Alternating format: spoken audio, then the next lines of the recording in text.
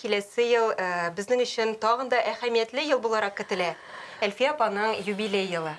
Менә шул уңайдан нинди планнарыгыз бар? Нәрсәләр әзерлисез? 2 ел элек без татар телендә Әлфия Авзалова дигән китап чыгардык. Ясыйбыз юбилейный концертлар. Казанда, Мәскәүдә, Яршаллыда, Санкт-Петербургта. Әлфия Авзаловага багышланган халыкара форумда үткәрергә телибез әле без. Әлфия апаның яратып әйтә торган мондый сүзләре булган. Яшьләр файдасыз җырлар җырламасыннар иде. Бары тик файдалы җырлар җырлап кына халыкның мәхәббәтен яулап була. Безнең хәзер вокальный студия ачтык без.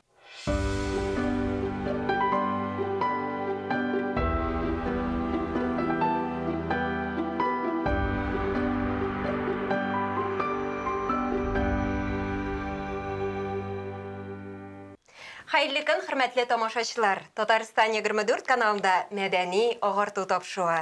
Барыгызга да матур һәм уңышлы көннәр теләп, сезне сәламлыйм мин, Гөлүсә Сыңгатуллина.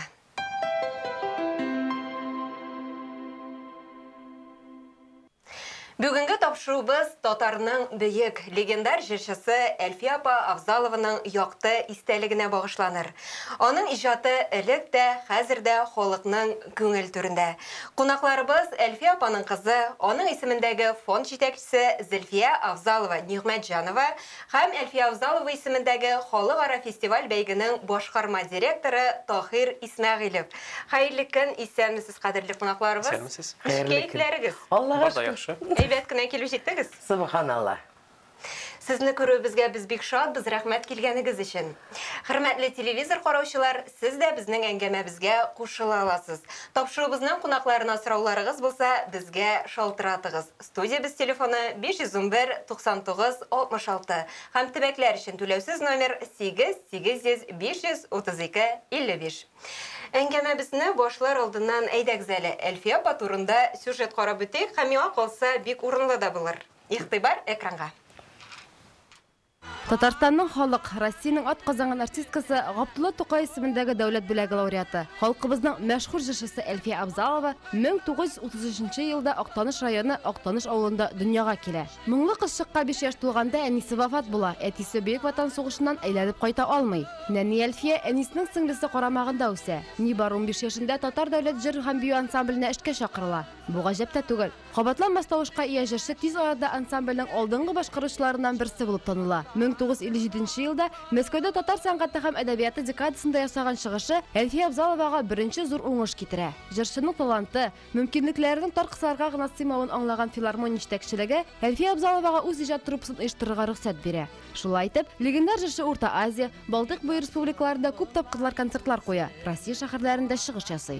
Халкыбызның күренекле җырчысын хөрмәтләмәгән кеше юктыр. Өлкән буын аның моңларында тәрбияләнсә, яшьләр исә аның хезмәтенә, уңышына, талантына сокланып карый.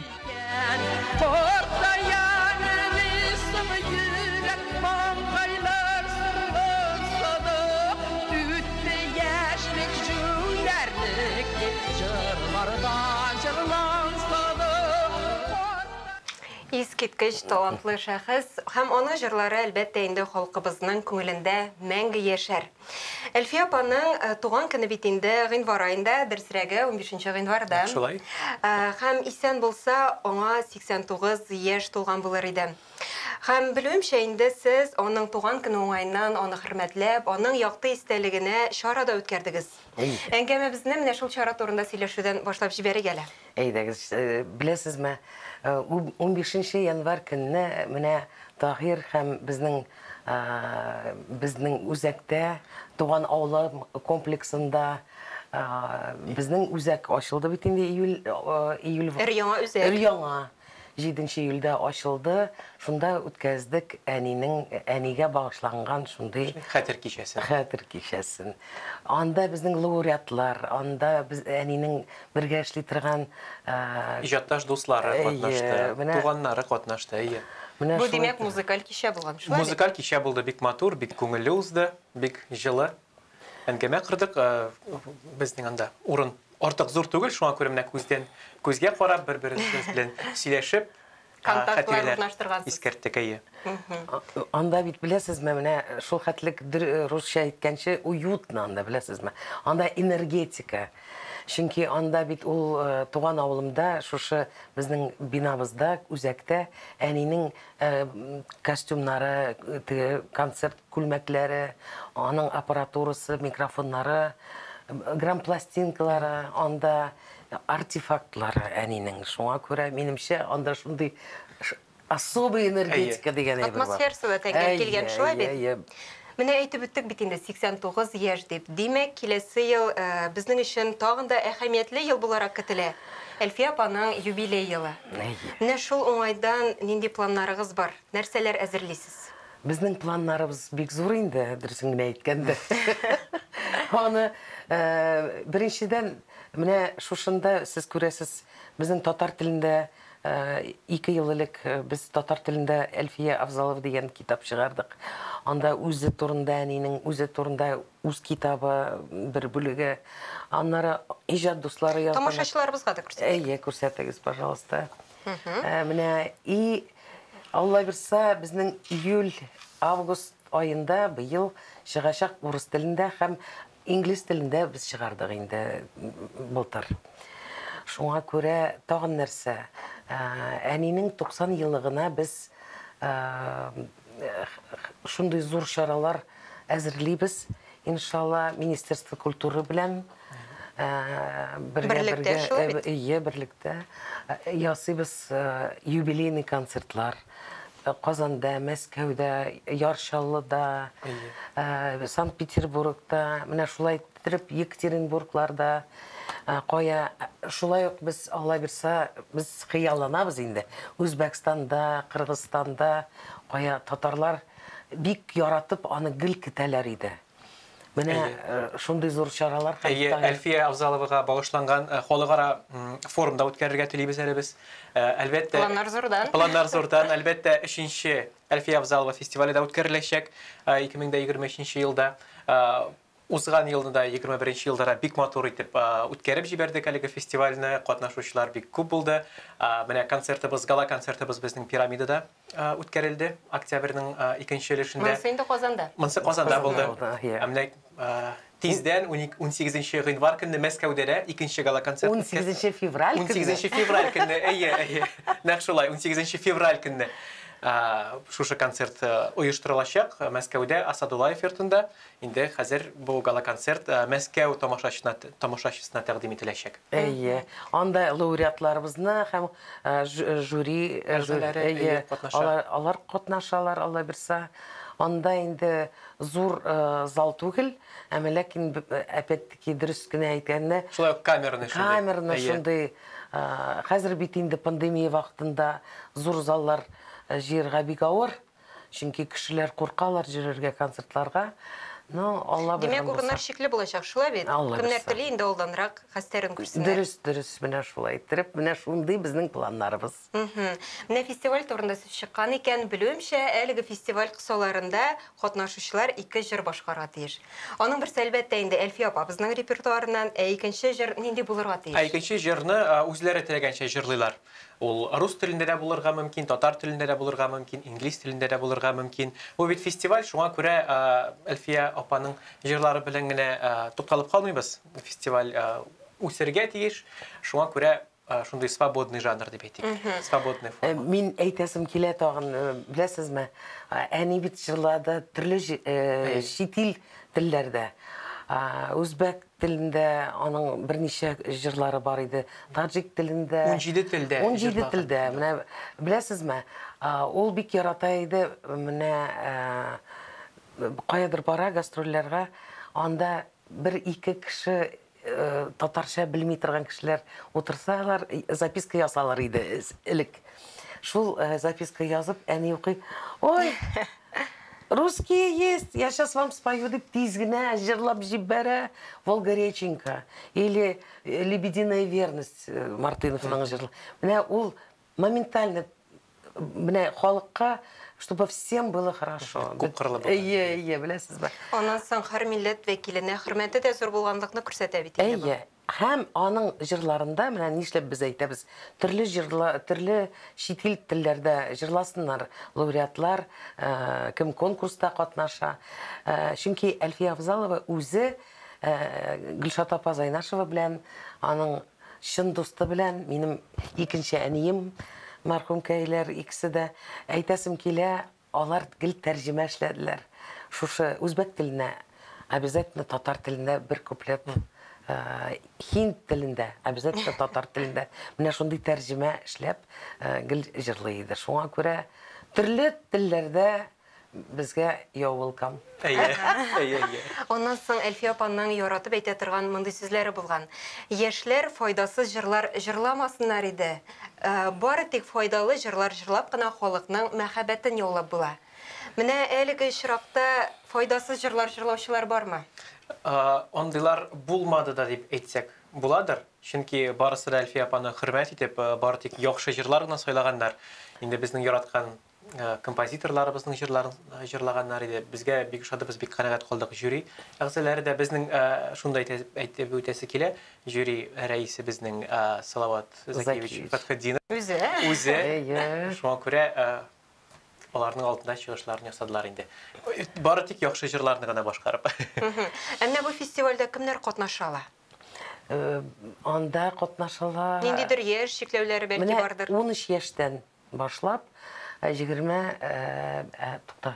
13 яшьтән башлап инде менә 13 плюс дип әйтик. Ну 30-га хәтле. Теге яшь бүленеше бар инде әлбәттә. Тик барлык теләгән кешеләр катнаша ала дип әйтәбез инде. Без әле үзешчәннәр дә, профессионал башкаручылар да бөтенесе. Беләсезме, дөресен генә әйткәндә, менә былтыр отборочный тур булды безнең әймә. Шунда килделәр кешеләр, кемгә инде 60 плюс, 70 плюс да булды.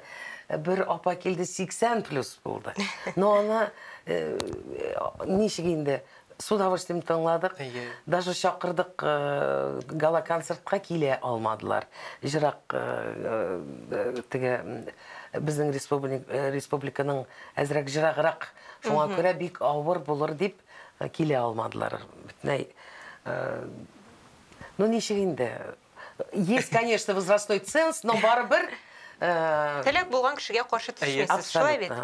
Специальный приз аларга. Менә хәзерге вакытта әйттегез бит инде гала-концерт Мәскәүдә үтәчәк. Димәк, тиздән 3нче халыкара фестивальдә көтелә. Әмма гаризаларны кайчанрак кабул итәләр? Әлегә безнең шундый подготовительный этап бара. Төгәл даталар безнең әлегә юк. Әмма ләкин безнең сайтыбыз бар, Әлфия Абзалова фонды сайты. Инстаграмда безнең битебез бар. Менә катнашучыларның теләкләре туса, шушы битләргә, шушы сайтка кереп, даталарны күзләштерә ала инде. Соңрак әйтербез. Әле пакага без карыйбыз ничек. Әлегә гала-концерт эшләре белән. Әлегә шушы гала-концертны Аллаһ бирсә яхшы гына үткәреп җибәрергә. Аллаһ бирсә. Аннан соң менә бу китап турында аерымда сөйләшеп үтәсем килә. Бу чыннан да бик зур хезмәт бит инде. Менә белүемчә, Әлфия апаның башка китаплары да чыкты. Менә әлеге китап башкаларыннан кайсы ягы белән аерыла? Беләсезме, менә әйткәнемчә, беренче бүлеге шул әнинең китабы. Үзем турында дип атала торган китап чыккан иде. Димәк, үз истәлекләре. Үзенең мемуары. Аны бергә Гөлшат апа Зайнашева белән яздылар. Ничек яздылар инде? Мин шунда утырдым, ишеттем, ничек язылды ул. Анда спорлаштылар да, көлештеләр дә, җылаштылар да. Алар шундый душевно, мин әйтәм, шунда камера дигән әйбер булмады. Шуларны төшереп калдырсаң, шул хәтлек истәлек булыр иде. Шуңа күрә кызганычка каршы менә туры килмәде. Әмма ләкин беләсезме, әни гел сөйли иде, Гөлшат апа язып бара иде. Менә әнинең сөйләгән сүзләрен. Әни пәрәмәч пешерә, Гөлшат апа язып утыра. Менә шулай иттереп, алар шундый аларның тандем булды инде. Творческий. Һәм менә монда икенче бүлеге инде аның турында. Фикерләр, менә истәлекләр, аның иҗат дуслары әйткәнемчә. 3нче бүлеге нотно-текстовой материалында 100 җыр Әлфия Абзалованың репертуарыннан кергән монда. Ноты һәм сүзләр. Һәм дискысы да бар монда. Дисклар җыентыгы да бар. 100 җыр Әлфия Абзалованың Әлеге китапханәләрдә бар. Шуңа күрә Әлфия апаның иҗатын сөючеләр, яшь җырчылар, артистлар менә шушы китапны табып, ноталары белән менә куллана алалар. Аның башкаруында җырларын тыңлый алалар менә шундый. Җыентыгы бар. Шуңа күрә кызыксынган кешеләр китапханәгә барып китап белән таныша ала.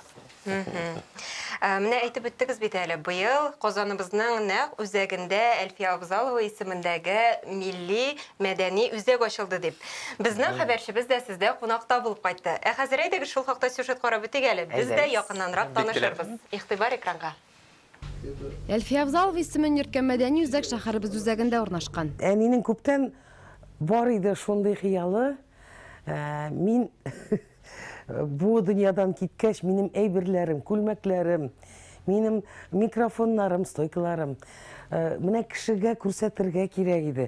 Берәр нинди музей, почмакмы, менә шуның турында гел әйтә иде миңа. Әнисенең изге хыялы турында Зөлфия ханым туган авылым комплексы җитәкчелегенә дә белдерә. Күптә үтми, биредә үзәккә нигез салына. Бу үзәк, беләсезме, укучылар килсен өчен, яшь талантлы музыкантлар килеп монда ниндидер, беләсезме, сөйләшеп, иҗат кичләре үткәрергә дип, менә шуның өчен музей да түгел бу.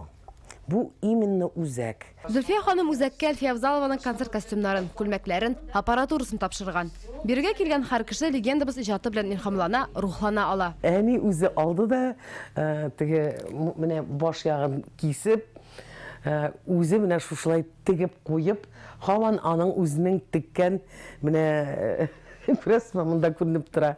Менә шулай итеп ул җирдә гастрольләрдә бик ярата иде шушы күлмәкне. Әлфия ханымның иҗатын мәңгеләштерү өчен үзәк китаплар да бастырган. Әлегә алар 2, татар һәм инглиз телләрендә. Тиздән рус телендә дөнья күрәчәк. Беренче бүлеге аның язмалары, үзем турында дигән китапны без чыгардык. Икенче бүлеге инде аның турында, әни турында. Аның иҗат дуслары, аның музыкантлары, балалары, аныклары үзләренең истәлекләрен язганнар мондай. Үзәктә үзенә күрә бер серле дә илаһи да рухы көмсерә. Моң сөюче татар халкы да өзелми икән. Әниемнең рухлары шат булсын, авыр туфраклары җиңел булсын. Радик Мухарлямовичка һәм Айдар Нафисовичка зур рәхмәтләремне белдерәсебез килә. Шуңа күрә Аллага тапшырдык. Шуннан да бик матур үзәк икән, барасы килеп китте. Килегез, көтәбез. Үзәкнең эшләү тәртибе турында да сөйләп үтегез әле. Анда теләсә кайсы көнне килеп буламы, теләгән һәр кеше дә килә аламы? Һәр кеше килә ала, чөнки анда көн сайын ачык түгел, дөресен генә әйткәндә. Анда бит безнең хәзер вокальный студия ачтык без. Вокальный студия кая киләләр, балалар, олы кешеләр дә җырлыйлар, безнең педагоглар, опытный педагоглар. Безнең студияга 2 ай гына әле. Шуңа күрә кеше бик күп түгел әлегә. Шуңа күрә шулай да бик зур эшләр башкарырга өлгердек. Шул вакыт эчендә дә. Әйе, Аллага шөкер. Безнең, беләсезме, анда телефон язылган. Телефоннан шалтыраталар, менә группалар, кемдер районнар киләләр, язалар, шалтыраталар, әйтәләр, менә без киләсебез килә, карыйсыбыз килә, пожалуйста, без ачабыз. Анда гел кирип була. Гел кирип була, анда телефон бар. Любой момент килегез, көтәбез. Безнең анда күңелле чараларда үткәрелә, квартирниклар, иҗади кичәләр, аларның барлык афишлар инде безнең менә Instagram битендә тупланып, теркәлеп бара. Димәк, алдан языла шулай бит? Кайчан нәрсә буласы? Әйе, алдан язабыз без 2 атна алдан язып куябыз, бөтен җирдә объявление язабыз. Һәм кешеләр язылалар, киләләр. Һәм менә безнең Алла бирсә Пушкинский карта буенча булачак мастер-класслар үтәчәк, педагоглар өчен, музыкальный училище, мәктәпләр өчен. Әйе, менә шулар өчен булачак мастер-класслар Алла бирсә. Менә шушы көннәрдә мин инде сезнең Instagram сәхифәсе аша Зәйнәп апаны да күрдем, Зәйнәп Фәрхетдинованы. Бу нинди чара булды? Беләсезме, безнең булды квартирник. Димәк, шуның кысаларына. Әйе, Булат Билаловның квартирниге булды. Яшьләрчә, анда шундый матур аппаратураларны Әйе. куйганнар, подсветкаларны куйганнар, шул хәтлек обстановка, менә беләсезме, действительно квартирник булды, менә рәхәт. Зәйнәп тә килде, Зөфәр дә килде, бергә җырладылар, без бергә җырладык, кушылып та җырладык, биедек тә. Нәкъ квартирник форматы Менә инде. бик рәхәт булды, Күңелле беләсезме? Аның до этого менә Максут Юлдашев үткәзде. Анда шушы квартирникны тоже. Менә шундый формат безнең дә дәвам итә. Безнең нәкъ шушы квартирниклар форматы безнең формат инде менә шушы үзәктә. Чөнки беләсезме, менә анда оялып тору юк. Бөтенсе катнашалар. Любой квартирникта Нәкъ өйдәгечә. идәгечә. Җырлыйсың килә икән, пожалуйста, җырлап җибәрәсең анда. Менә хәр әйтәм, көз көнне безнең детский джазовый концерт булды. Балалар килде, джаз җырладылар, беләсезме?